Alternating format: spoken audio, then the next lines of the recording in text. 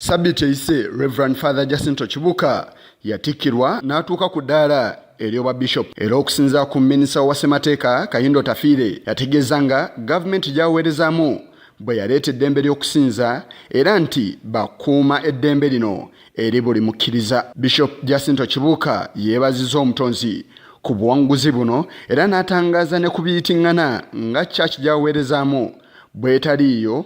Ono ategeezezza nga bo bwe baweereza Katonda era nti bo si b'e Roma. Abakatuliki abava ebuvanjuba, obukatuliki bulimu ebiwayi bibiri, obw'ebuvanjuba n'obw'ebugwanjuba. Ekyo waliwo akiwakanya ayimirira akiwakanye. Tekerawo okubuzaabuza abantu. Tuli eddiini eyina emirandira mu Antiyoko. Ababadde bagamba nti Kibuuka tali mu Antiyoko, ndowooza it's matter of ignorance.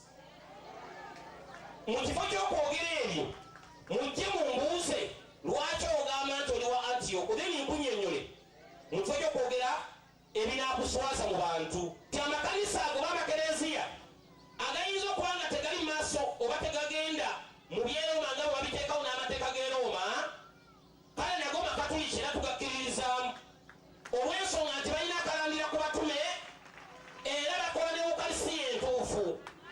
Era n'ayongerako n'agamba tubassengamu ekitiibwa kubanga tukolagana nabo mu mirimu gya Katonda.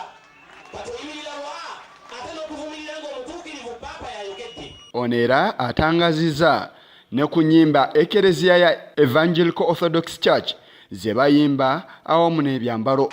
Naye nga mu kitabo ekitukuvu yateekamu maloboozi ebigambo eyabiyiiya ye Dawudi kabaka. N'olwekyo obadde bigenda maaso nti ennyimba zaffe si zammwe, ennyimba za Bayibuli, ennyimba za Katonda. Haleluya! N'olwekyo tulekerawo okuubisa abantu. Ennyimba eziba mu kitabo ekitukuvu za Katonda. Tewali ayinza agamba nti bayimba ennyimba zaffe, kale mugende muzijje ku Dawudi eyayiiya Zabbuli eyo bazammwe. Mulekerawo okuubisa abantu.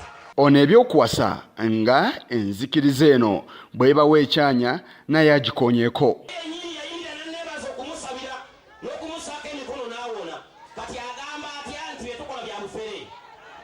Ndowooza yeddemu. Njagala genda ku nnamba eyokusatu era nayo kambasomese. Oba bagambye ennaku esatu zaweddeko sinaba musango gwe bandoopye.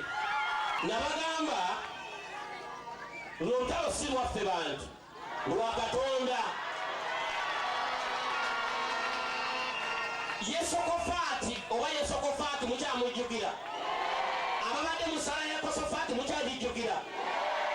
Ebyo bijja kubeerawo ng'ate mubiraba n'amaaso gammwe. Eby'okumukuba mu mbuga nga munnamateeka w'Abakatuliki ab'e Roma Julie Mbabali bwe yategeeza nayo tagiresse mabega. Naye nze sigenda kuwasa.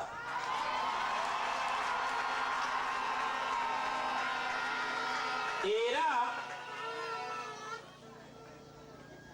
olw'omulimu guno gwe nakwasibwa sijja kuba na budde bw'abakazi, amaanyi n'amagezi byonna kambimalire ku kuyigiriza kigambo kya Katonda. Pawulo ayogera bw'ati mu bbaluwa gye yawandiikira ab'e Korinti esooka omutwe gw'omusanvu olunyi lwa 2 nti kinaaba kirungi omuntu okusigala nga bw'ayitiddwa. Ngenza okuyingira mu Evangelical Orthodox Church nga sirina mukyala, kale kansigale nga sirina mukyala. Abalala bawasa tebalina buzibu, naye nze sijja kuwasa. Yisa Kigongo ku lwa Channel 44 olweggulo.